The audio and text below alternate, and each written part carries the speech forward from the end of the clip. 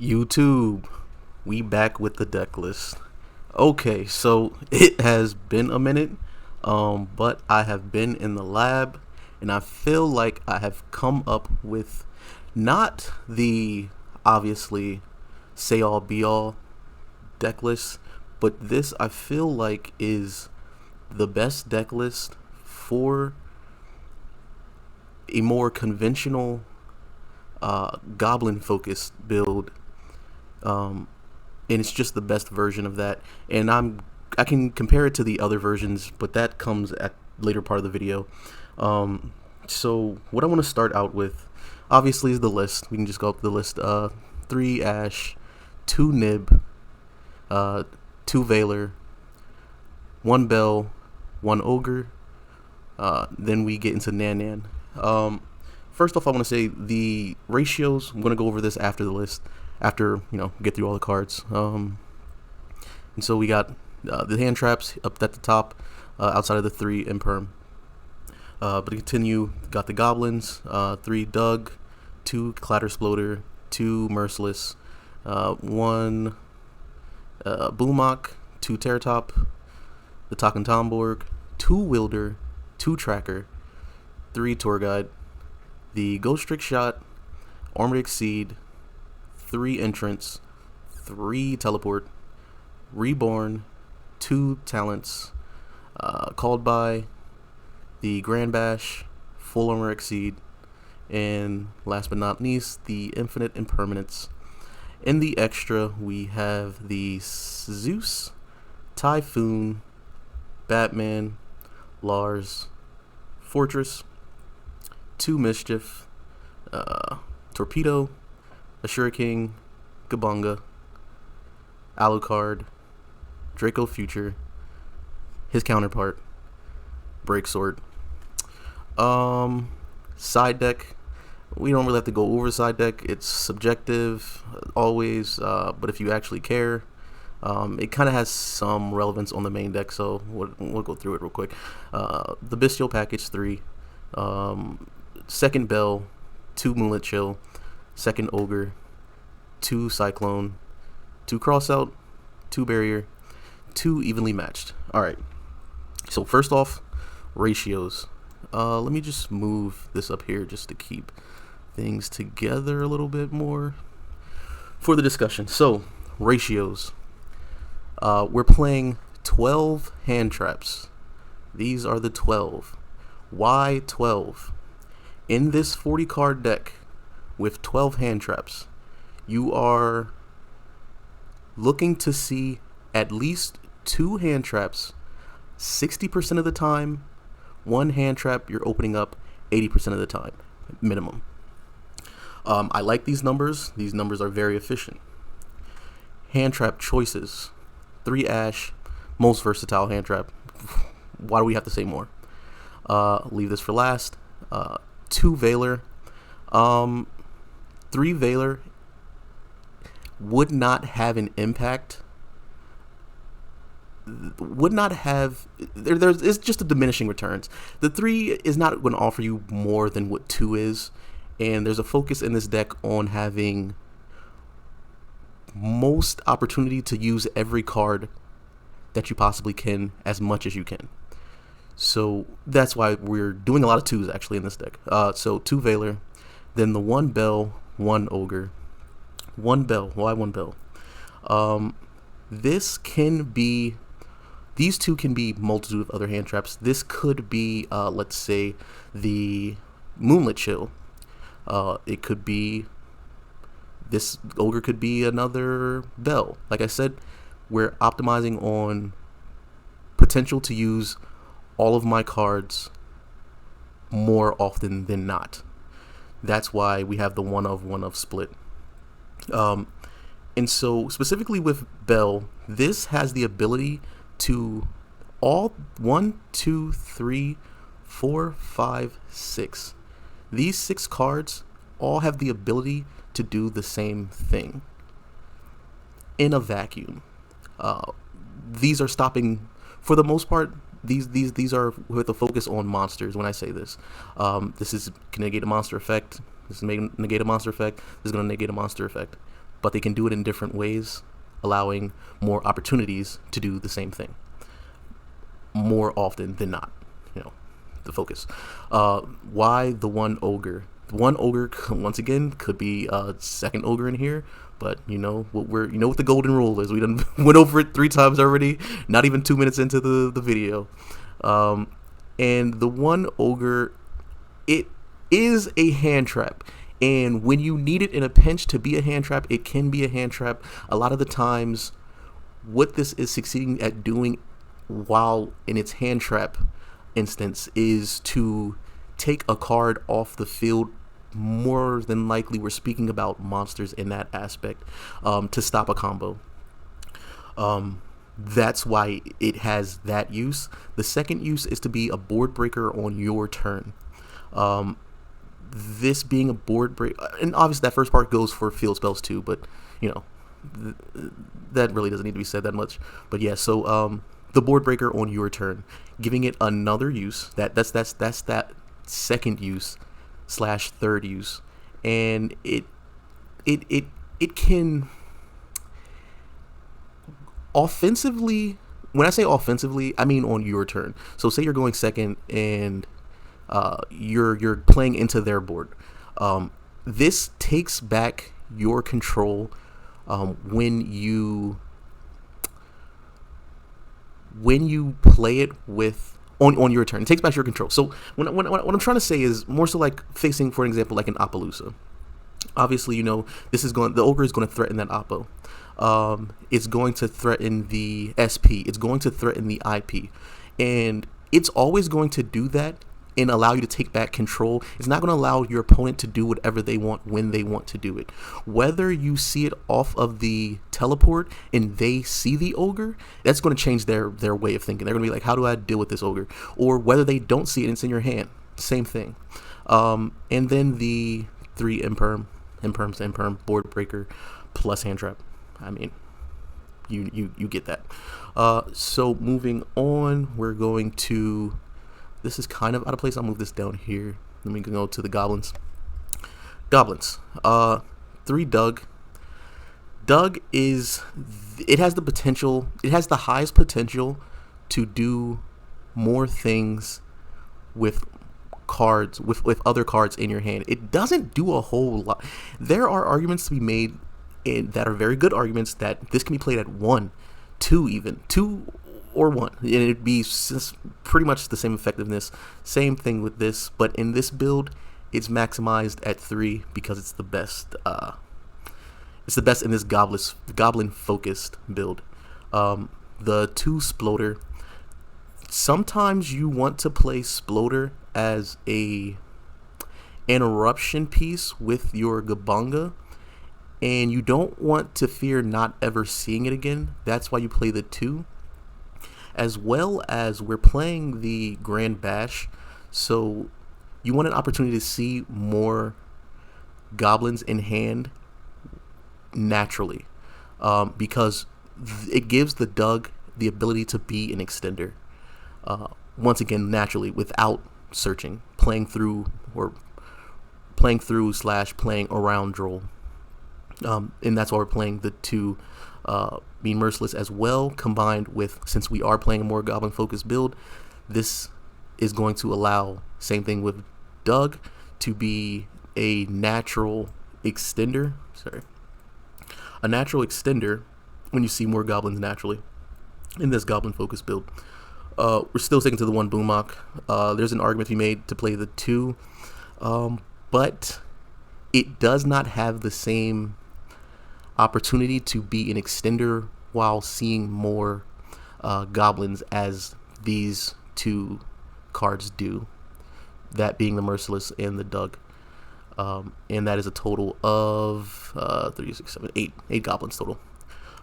Moving on to the extenders. We're gonna have to change this around too, just so I can show extenders. So the extenders, obviously maximizing Terratop. Terratop is the best card in this deck. It's simply the best card in this deck. This card single-handedly can lead to a 3 interruption board. with follow-up consisting of F-Zero, Kabanga, and Dark Knight. All by itself, it's literally the best card in the deck, and I see some people thinking that maybe this may be better. This has an argument to be cut or reduced in numbers. This you can't. It's simply you can't. And when it comes back to 3, oh man, I might consider getting alties. So moving on, we have the actually let's stick to this for a little while, because we have to talk about the Talking Tomborg. Talking Tomborg is, it may on surface level appear as a brick. It is not a brick, because at minimum it is a level 3 monster that can be summoned. This being a level 3 body that can be normal summoned can be a combo piece along with 1, 2, 3, 4, 5, 6, 7 extenders. Just seven flat out extenders, and then 1, 2 conditional extenders. And that 7 cards is 12% out of my 45 card deck. And a lot of math went into this deck. I'm going to keep referencing percentages and things. So so it being just level 3 plus the 7 hard extenders plus the 2 conditional extenders make 9. Good options for this to just not be a brick. Outside of that scenario, this combined with specifically 1, 2, 3, 4, 5,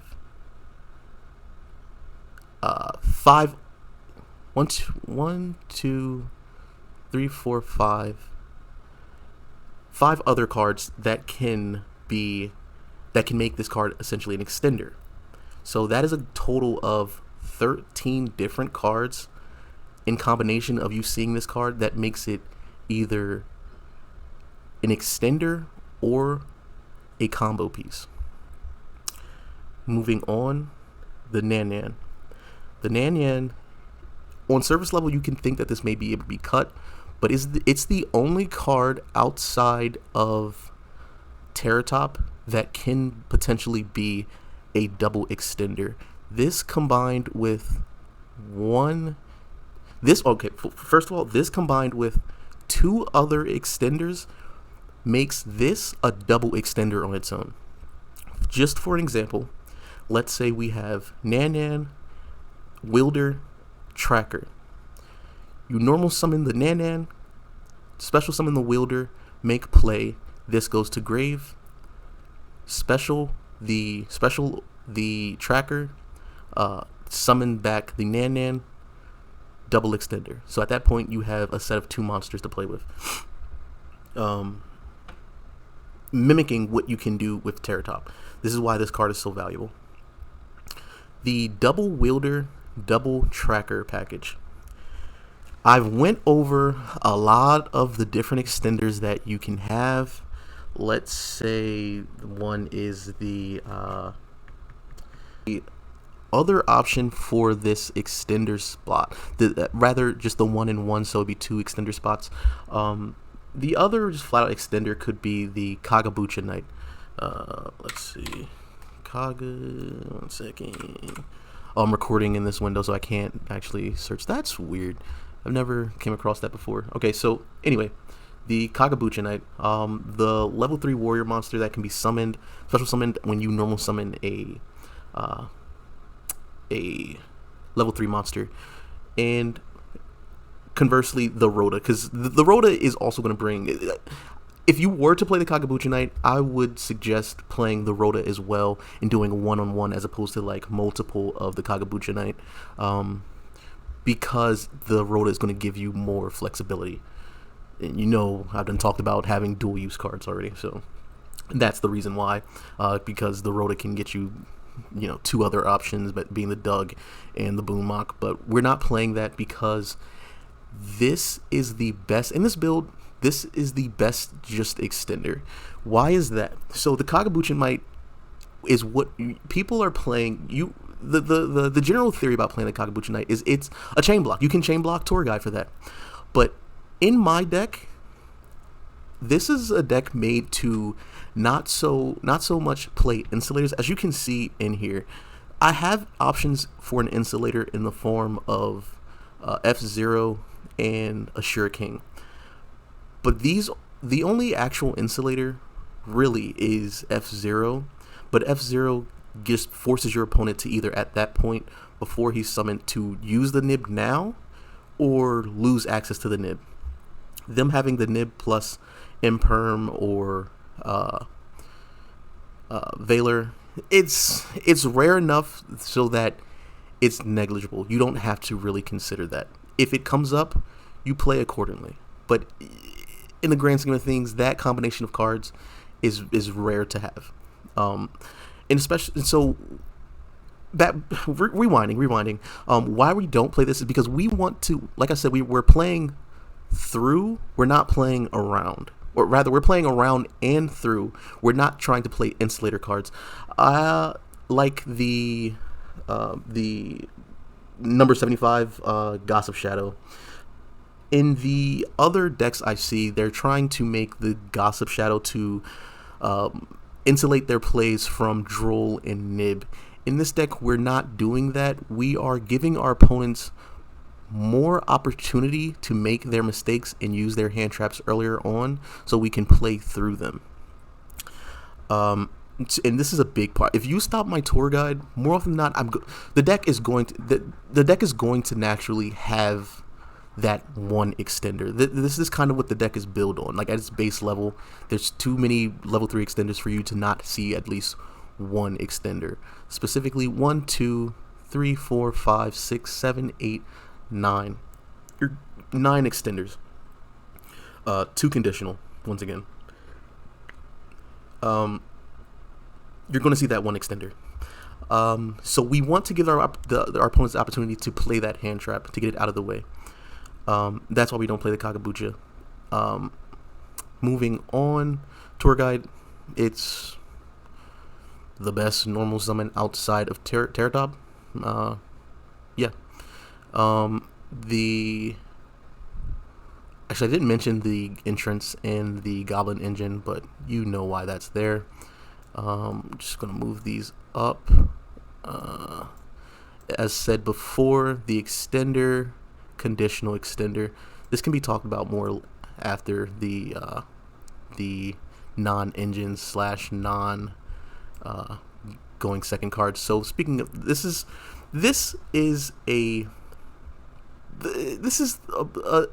brick. I mean, there's nothing else to say. This is the brick.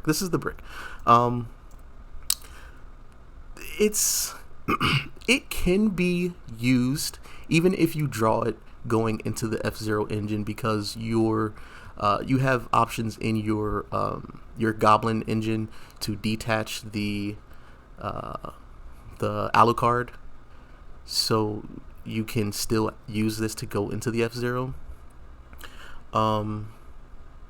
And this is also when the Reborn comes into play. It acts as almost not only just an extender, it acts as also another shot to be used to get to this. We play the 2 talents. The talents are there because this slot can easily be 2 more hand traps, but we want to have more cards that can be played, more use cases as much as possible. And this is going to be better than that second Bell. It's going to be better than that second Ogre. It's going to be better than the third Valor. It's going to be better than the third Nib. It's just going to be better than that. Seeing that 6 card and seeing any of these hand traps, while not necessarily being the end of the world, would be far worse than seeing the talents. This is an insulator plus a on-field negation, hand negation, stop recursion, and Just all around utility card. I mean, obviously we know how good Called By is, but every card has a specific reason why it's in this deck, and you want to stop the branded play of summoning the the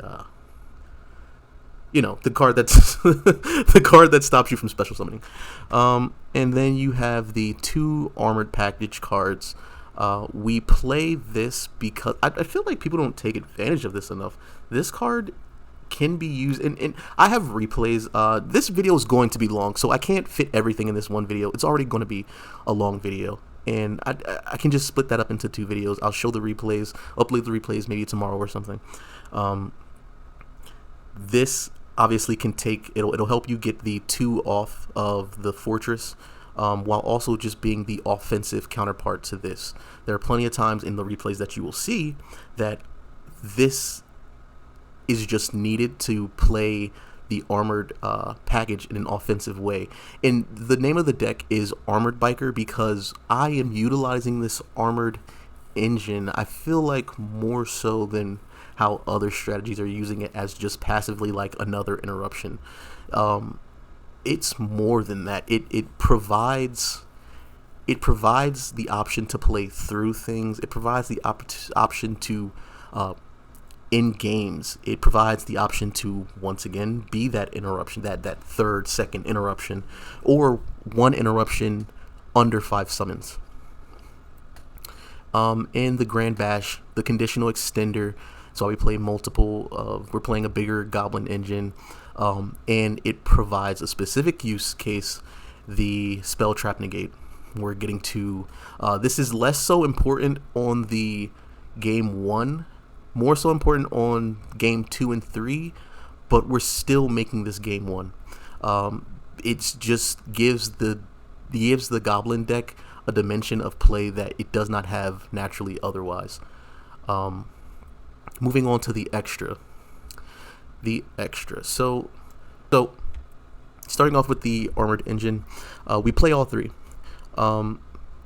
In line with the playing through and around cards as opposed to playing the insulators, if you draw a hand where you only have a starter plus 1 extender, you can't afford to try to play through. It's just not sensical to try to play through a nib or make plays where you're just hoping that the nib's not there. You're hoping that the droll's not there.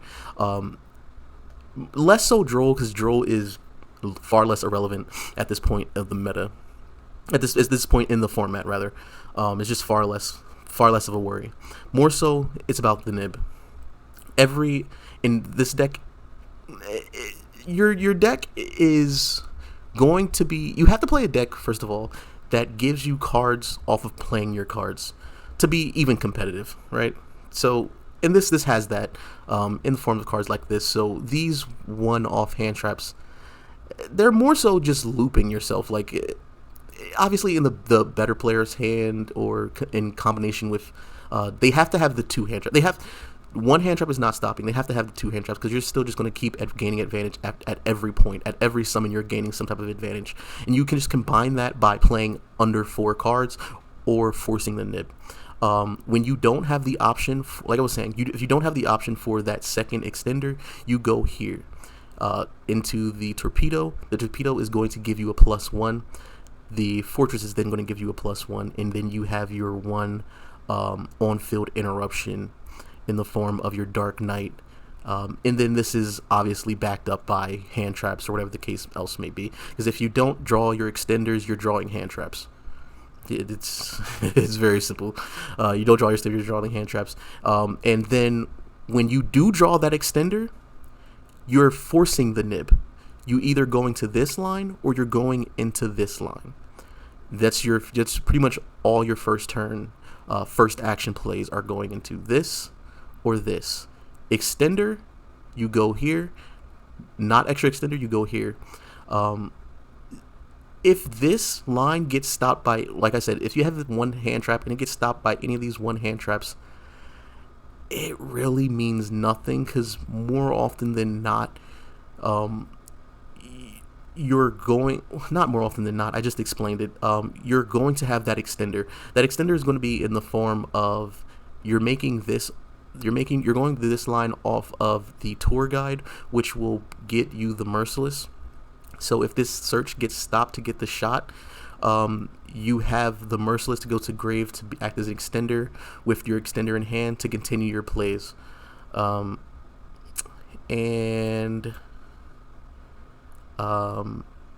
yeah, it's very simple. There's nothing really else to explain about that. This is how you OTK, or if you need an immediate just sticking piece on the board, you can go for here if you have that option available to you. Gambanga is, I use it as an offensive weapon. If it's not being, obviously it's going to be used as a play starter, but I like to use it as an offensive weapon.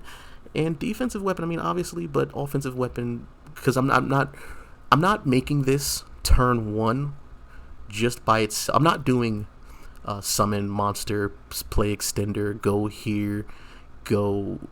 That's something more for the Monster Mash decks. That's not a line that you're using in this deck. Like I said, you're going here or here. You're starting off your turns here or here. So yeah, but this keeps your engine going. If you don't have your engine, gets you to your engine. It's very good like that. This is not your first action. This is never your first action. This Break Sword specifically has the use case. This slot is to take out the nib token. There are pretty much no times where your nib token is going to be small enough for you to attack over it. This deck is naturally, the cap for this deck to naturally get a monster on field big enough, biggest attack is going to be the Lancer, coming in at around like 31 offensively. Defensively, obviously can go up to like 5k plus, but that's defensively because of this card adding the attack. Offensively, it's only, you can get this twice and get it up to like 34, but that's the max. So, but your nib token is always pretty much going to be way bigger than that. So you need something to remove that token off the field. This is that answer for you, combined with any other option you could think of to have a card needing to be popped in gameplay. We explained this. Zeus is Zeus. You know why Zeus is good. The Typhoon is here because the same reason this is here. Like, literally, it's only the same thing. And when you get stopped and you just want to clear something off the board, this is the most debated slot in this extra deck. This does not need to be here. With this here, this does not need to be here. This can be the level 6 Goblin monster. And honestly, it probably is going to go back to that. There is another variation of this extra deck that I have that I can show, and here it is. So as you can see, the two slots that have changed are the Break Sword and the Typhoon. It has been replaced with the second Fortress and the second Dark Knight. I like this a lot. I really like this. I like being able to use this multiple times, using this completely offensively, and then on the crackback using it using it defensively, and then on the crackback using it offensively, not having to hope and wish that it survives to the next turn. It just makes finishing games a lot easier. The one downside, as previously stated, is the not having the out for the nib token. And that's an issue. But this is why this is not the deck. This is not the list that I'm presenting, because it needs something different for that. Whether that be to replace the nibs altogether or add the Break Sword back in somehow, it needs that. So that's why we're not displaying this list. So now discussing why this build over other builds. And we can start with like the Punk / Gold Pride.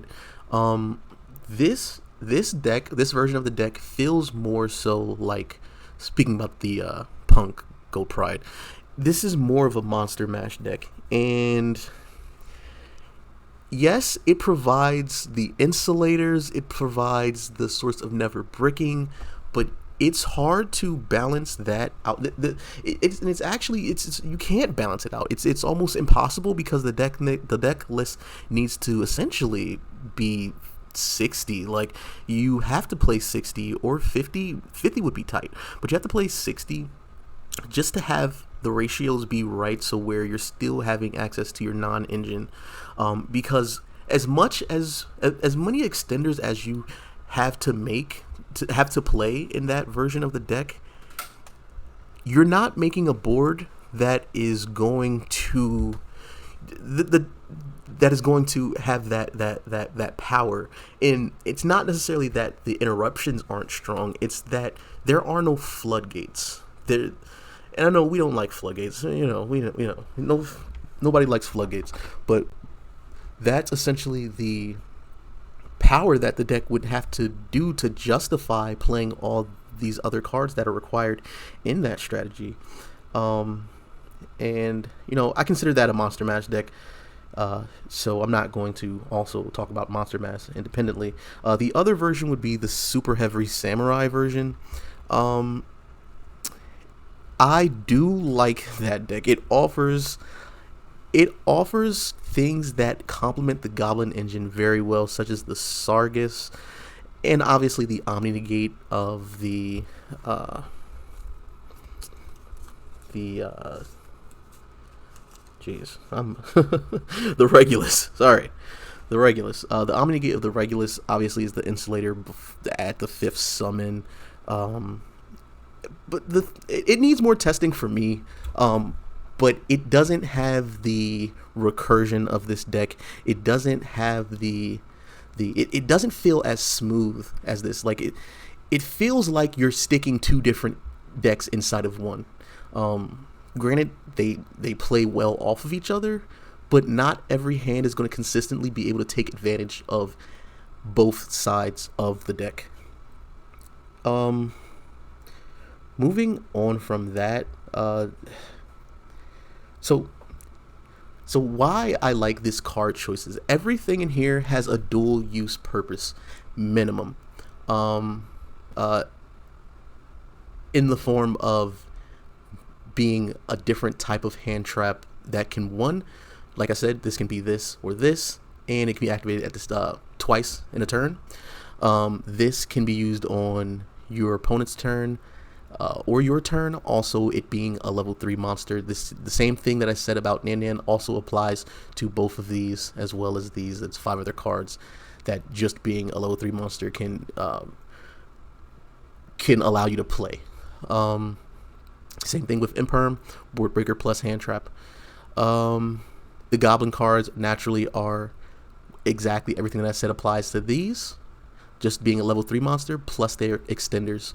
And obviously, this Goblin deck, Goblin name is useful. Obviously, like and that's another thing. Like, you could easily play a Goblin deck with no goblins and just play random level 3s, and that, like the Monster Mash. But it's just better just to play, just go all in on the goblins.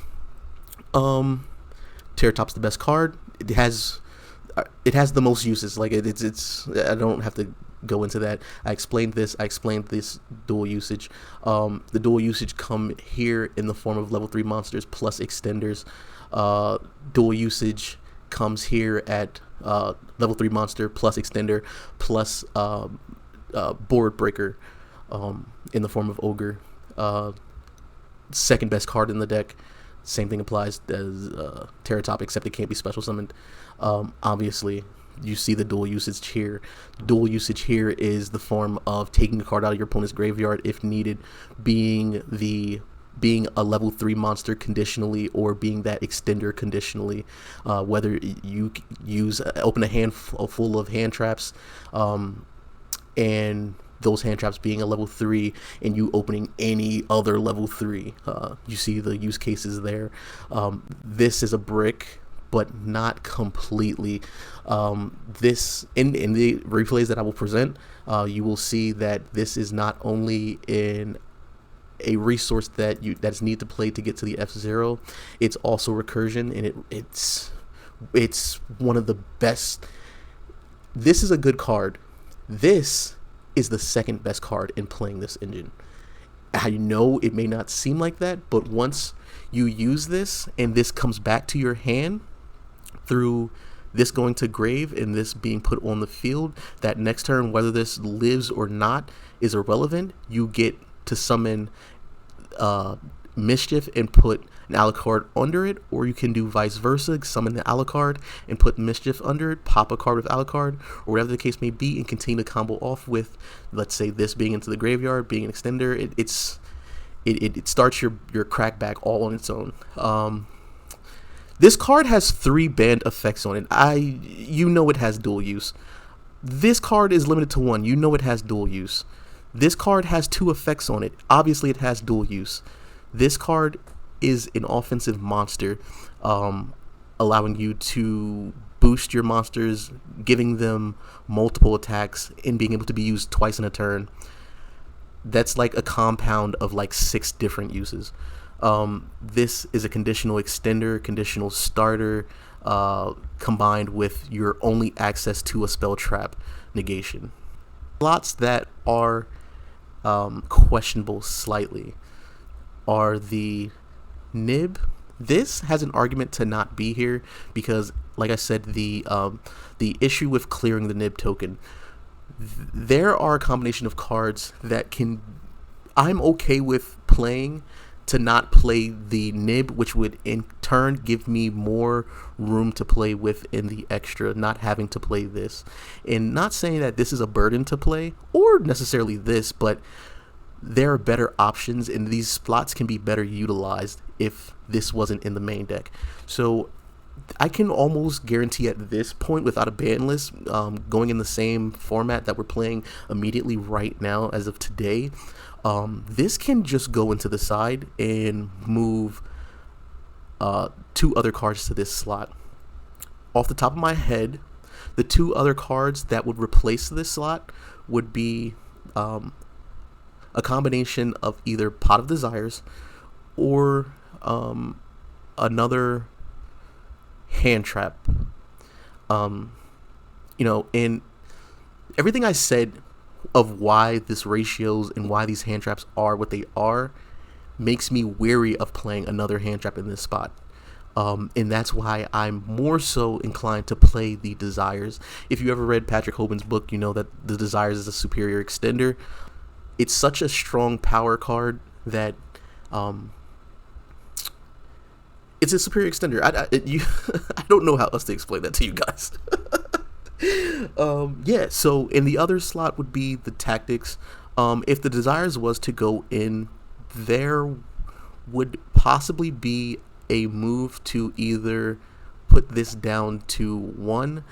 I don't want to play this at 0 in the main, because in the format as it is currently without a ban list as of today, everyone is committed to hand traps. Everyone is committed to hand traps. Because everyone is committed to hand traps, this is always going to be a slot in your... This should always be a slot in your deck. It's too strong. It has... Once again, it has 3 banned effects on it. It has 3 banned effects on it that you are going to be able to use more often than not. It's a very powerful card, especially in the format where people are committed to hand traps. It almost feels like it's needed.